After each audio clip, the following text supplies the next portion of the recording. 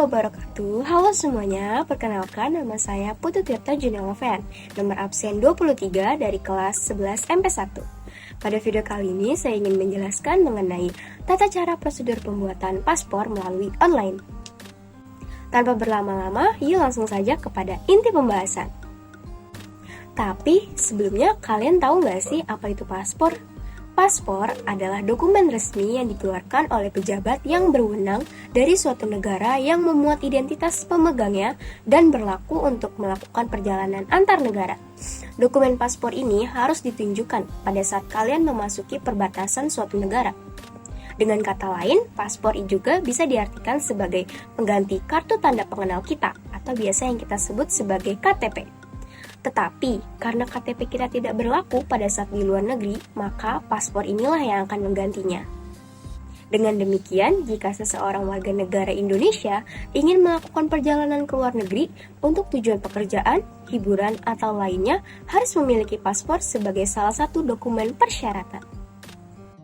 Gimana nih penjelasannya? Cukup mudah untuk dimengerti ya? Sekarang, mari kita mulai tata cara prosedur pembuatan paspor online-nya. Pertama-tama, silahkan kalian buka Play Store atau App Store yang tersedia di HP kalian untuk mencari aplikasi yang bernama mPaspor. Lalu, kalian install. Setelah selesai diinstal, kalian bisa membuka aplikasinya dan terlihat pada halaman utama yang bisa saja kalian pilih daftar melalui akun email yang aktif beserta sandinya. Pada halaman selanjutnya, silahkan kalian isi mengenai nama lengkap, tanggal lahir, jenis kelamin, alamat email yang sebelumnya, nomor handphone, kata sandi, dan pengulangan kata sandi untuk memperkuat sandi tersebut. Setelah lengkap terisi, klik pada bagian saya setuju dengan syarat dan ketentuan. Pastikan untuk mengingat atau menyimpan kata sandi agar tidak terlupa untuk pendaftaran berikutnya. Setelah itu, kalian bisa mengecek pesan masuk pada Gmail kalian untuk mengaktifasi akun. Maka, akun kalian akan aktif pada nantinya. Kembali lagi masuk pada aplikasi, dan kalian bisa langsung saja untuk memilih pada opsi pengajuan permohonan. Pilih pada bagian opsi paspor reguler. Biasanya, paspor jenis ini diterbitkan untuk perjalanan reguler. Di Indonesia, paspor jenis ini diberi sampul berwarna hijau dan dikeluarkan oleh Ditjen Keimigrasian, Departemen Hukum dan Hak Asasi Manusia. Lalu kalian akan diberi pemberitahuan mengenai pengisian data yang harus dilakukan secara benar dan teliti, agar kalian tidak melakukan kesalahan yang berujung pada pelanggaran yang didapatkan. Jika sudah dibaca, klik lanjutkan. Selanjutnya akan ada kuesioner layanan permohonan yang bertujuan untuk memastikan penggunaan paspor ke depannya. Pada bagian ini, kalian bisa menyesuaikan untuk kebutuhan kalian. Di sini saya akan memilih opsi dewasa. Kemudian, kalian diarahkan untuk memilih lokasi pengambilan paspor pada kantor imigrasi terdekat di sekitar daerah kalian. Kalian bisa memilih salah satu opsi kantor terdekat dari banyaknya opsi kantor lainnya. Lalu kalian memilih pada opsi bagian atas, yaitu jenis paspor. Di sini terdapat jenis paspor biasa dan paspor elektronik. Kalian bisa memilih sesuai dengan kebutuhan atau pilihan kalian. Jika sudah, kalian bisa klik lanjutkan. Selanjutnya, kalian diminta untuk memfoto KTP kalian dengan jelas.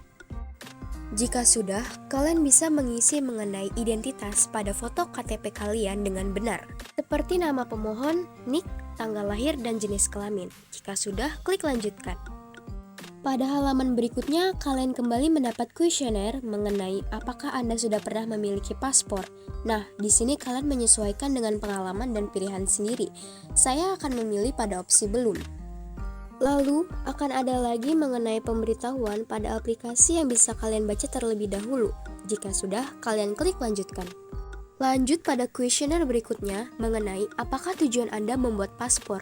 Sama seperti sebelumnya, kalian bisa menyesuaikan dengan kebutuhan dan pilihan sendiri.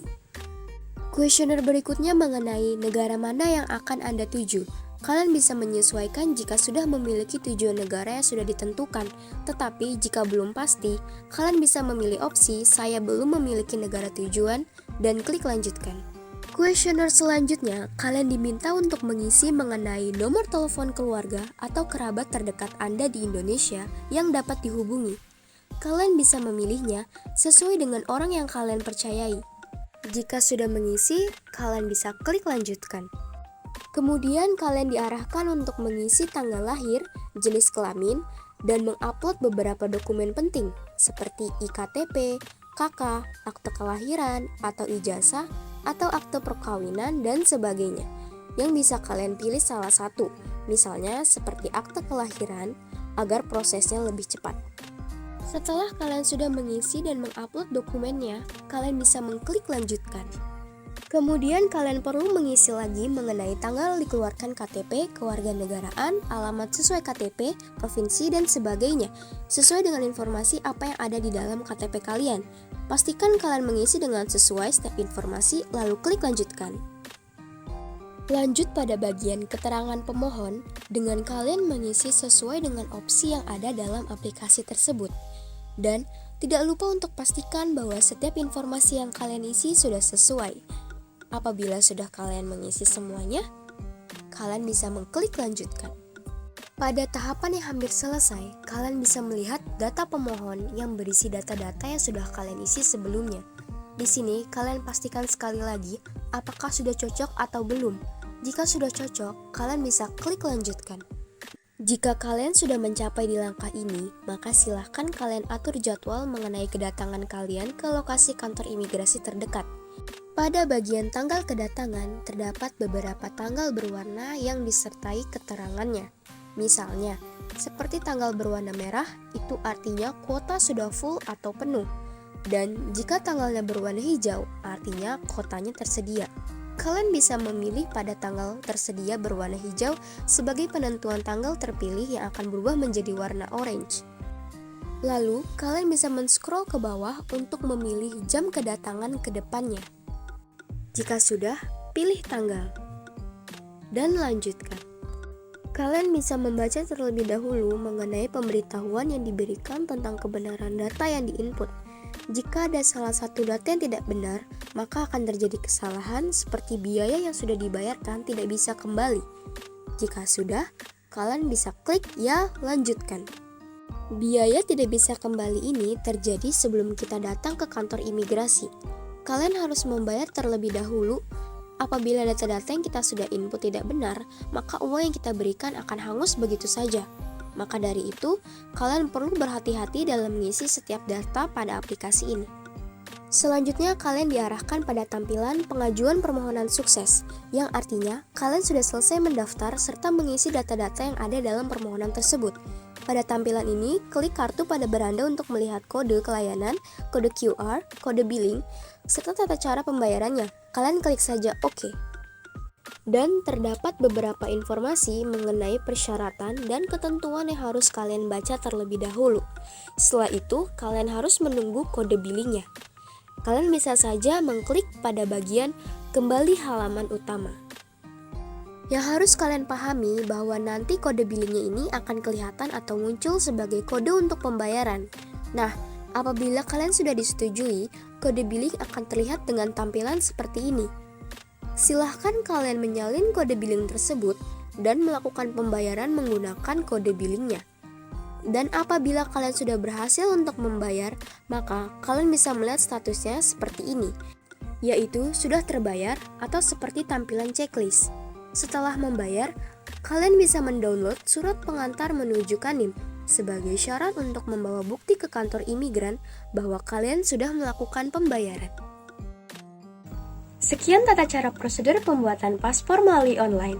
Semoga video ini dapat bermanfaat dan mudah dimengerti untuk kalian semua. Terima kasih bagi yang sudah menonton. Wassalamualaikum warahmatullahi wabarakatuh.